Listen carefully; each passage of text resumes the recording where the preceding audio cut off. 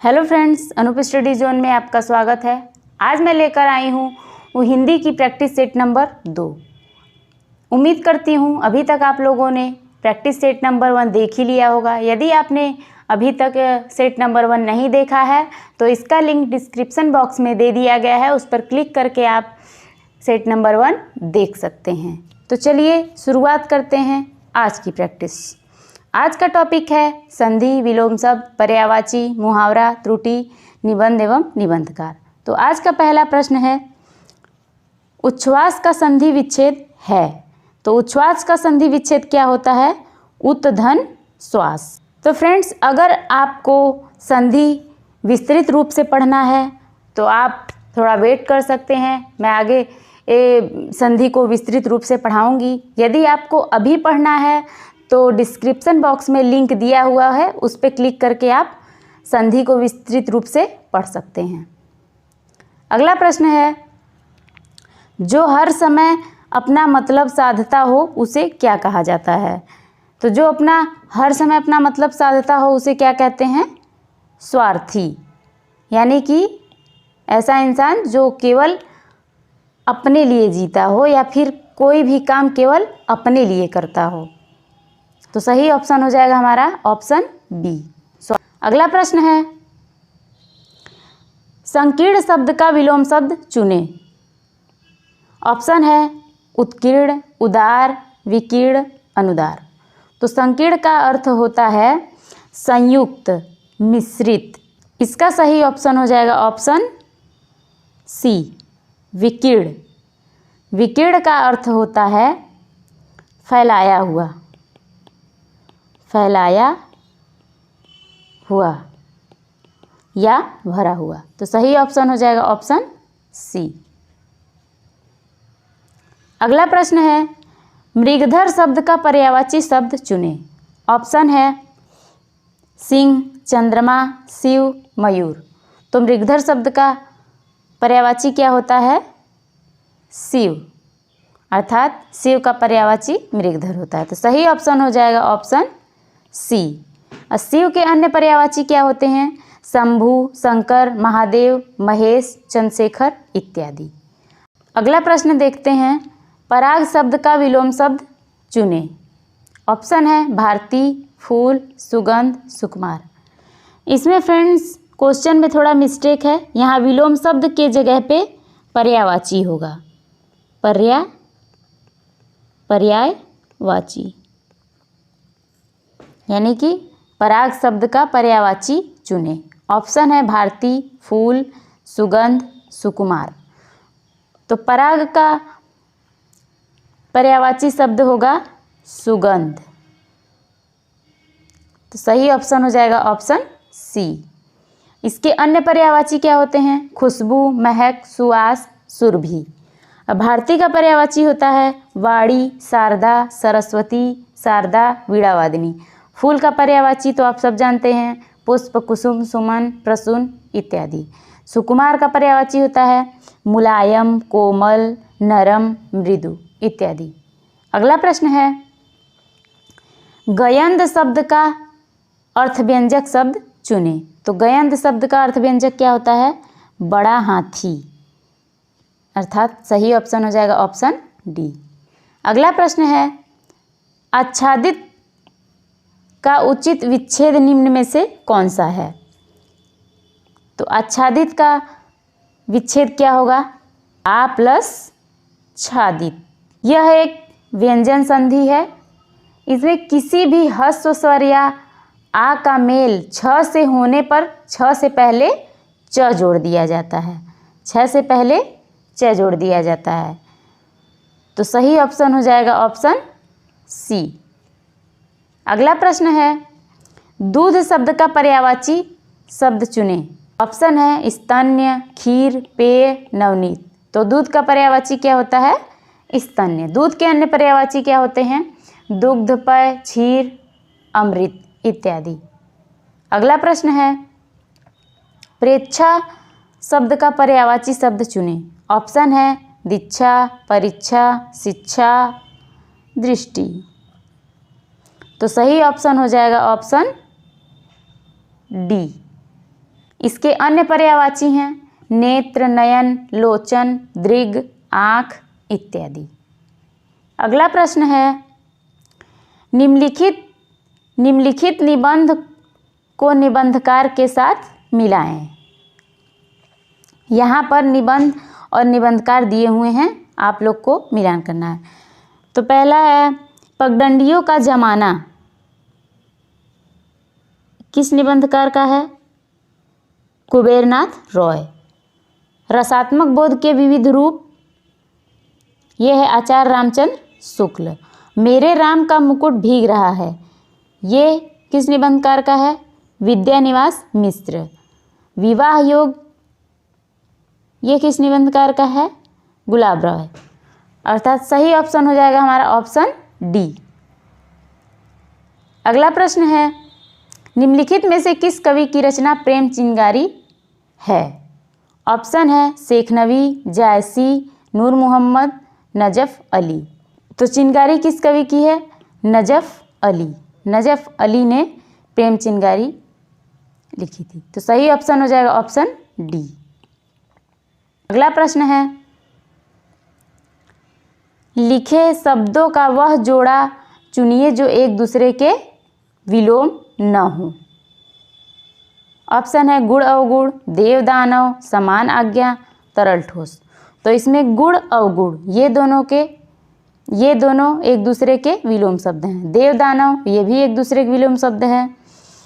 तरल ठोस ये भी एक दूसरे के विलोम शब्द हैं। लेकिन सम्मान और आज्ञा ये दोनों अलग अलग हैं, ये एक दूसरे के विलोम शब्द नहीं है। तो सम्मान क्या विलोम शब्द होता है?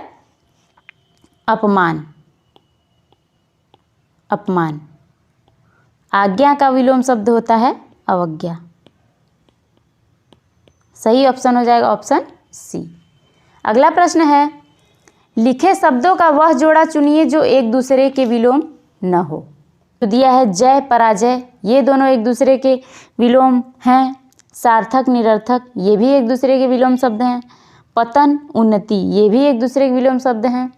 लेकिन ऑप्शन डी जो है ये एक दूसरे के विलोम शब्द नहीं है। तो धर्म का विलोम शब्द होगा अधर्म। पुण्य का विलोम शब्द पाप। सही ऑप्शन हो जाएगा ऑप्शन डी। अगला प्रश्न है यद्यपि का सही संधि विच्छेद क्या होगा? तो यद्यपि का संधि विच्छेद क्या होगा? सही ऑप्शन है ऑप्शन सी, यदि धन अपि। यहाँ पर द्य जो है द प्लस अ से मिलकर बनता है, इसमें यड़ संधि होती है। तो सही ऑप्शन हो जाएगा ऑप्शन सी। अगला प्रश्न है तिरस्कार का सही संधि विच्छेद क्या होगा? तो तिरस्कार का सही संधि विच्छेद क्या होगा? ऑप्शन बी, तिरह धन कार। यहाँ पर यह एक अपवाद संधि है, इसमें विसर्ग का स हो जाता है। तो ये जो विसर्ग है इसका स हो जाता है। तो सही ऑप्शन है ऑप्शन बी। अगला प्रश्न है कमल शब्द का पर्यायवाची शब्द चुने। ऑप्शन है कुसुम, पुष्प, प्रसून, पुंडरीक। तो कमल शब्द का पर्यायवाची होता है पुंडरीक। कमल के अन्य पर्यायवाची क्या होते हैं? पंकज, जलज, अंबुज, सरोज, वारिज इत्यादि। कुसुम, पुष्प, प्रसून ये तीनों जो हैं फूल के पर्यायवाची हैं।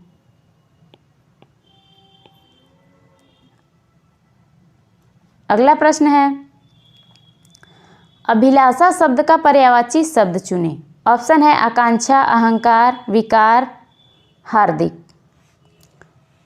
तो अभिलाषा शब्द का पर्यायवाची होता है आकांक्षा। तो सही ऑप्शन हो जाएगा ऑप्शन ए। इसके अन्य पर्यायवाची होते हैं इच्छा, कामना, लालसा, मर्जी, रुचि इत्यादि। अहंकार का पर्यायवाची होता है अभिमान, गुरूर, दंभ, मद इत्यादि। विकार का पर्यायवाची होता है दोष, बुराई, बिगाड़, खराबी, विकृति। हार्दिक का पर्यायवाची होता है दिल से, आंतरिक इत्यादि। अगला प्रश्न है आकाश शब्द का पर्यायवाची शब्द चुनें।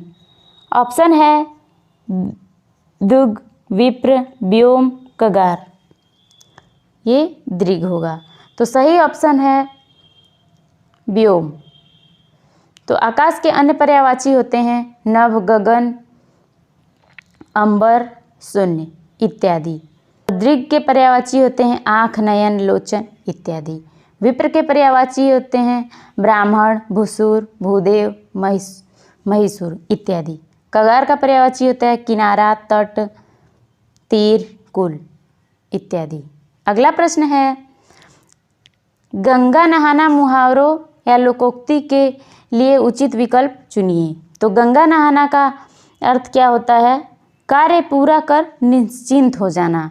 अर्थात जैसे किसी के घर में बेटियां होती हैं तो उनके माता पिता जब उनकी शादी कर लेते हैं तो कहते हैं कि हमने तो गंगा नहा लिया है। अगला प्रश्न है आँख लगना मुहावरों या लोकोक्ति के उचित विकल्प चुनिए। तो इसमें ऑप्शन दिया है आशंका होना, मृत्यु होना, नींद आना, प्रेम होना। तो आँख लगना का अर्थ होता है नींद आना। तो सही ऑप्शन है ऑप्शन सी। अगला प्रश्न है त्रुटिपूर्ण अंश का चयन कीजिए। इसमें आप लोगों को त्रुटि का चयन करना है।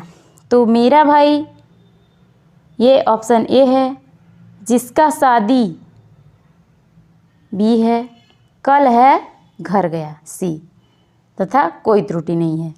तो शुद्ध वाक्य होगा कि मेरा भाई जिसकी शादी कल है घर गया।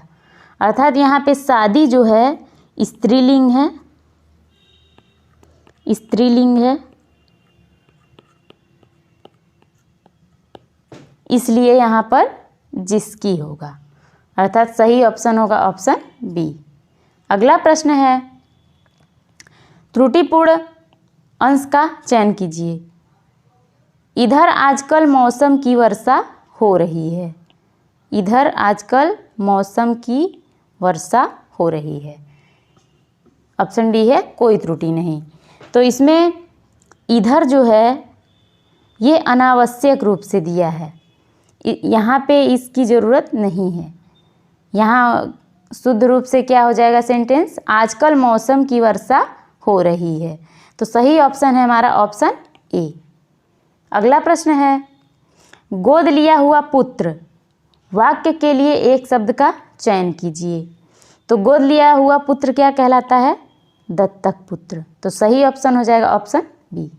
अगला प्रश्न है जो मापा न जा सके वाक्य के लिए एक शब्द का चयन कीजिए।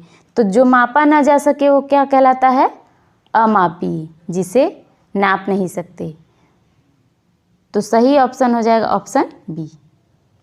अगला प्रश्न है जो किए गए उपकारों को मानता हो वाक्य के लिए एक शब्द का चयन कीजिए।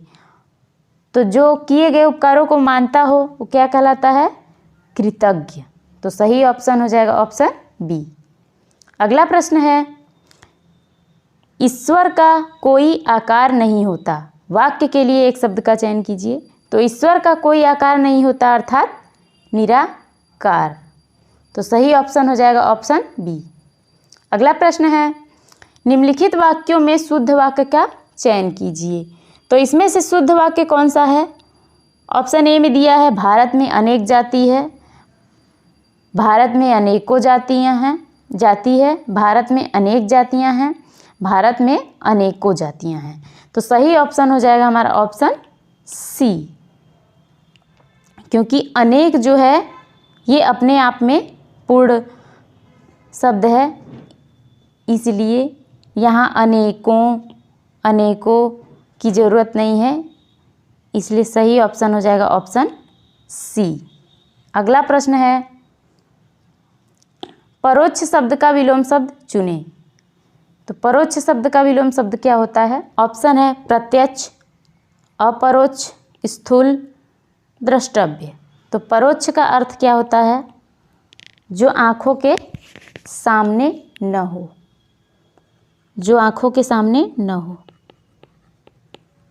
जो आँखों के सामने न हो। इसका विलोम शब्द क्या हो जाएगा? प्रत्यक्ष। प्रत्यक्ष का अर्थ होता है जो आँखों के सामने हो, आँखों के सामने हो। तो सही ऑप्शन हो जाएगा ऑप्शन ए। तो फ्रेंड्स, आज का ये अंतिम प्रश्न है। यदि वीडियो अच्छा लगा हो तो video like, comment and share करना ना भूलें। और यदि आपने अभी तक अनूप स्टडी जोन को सब्सक्राइब नहीं किया है तो इसे सब्सक्राइब कर बेल आइकन को दबाना ना भूलें, ताकि आपके पास वीडियो के नोटिफिकेशन पहुंचते रहें। तो फ्रेंड्स, अब मिलते हैं नेक्स्ट वीडियो में। धन्यवाद।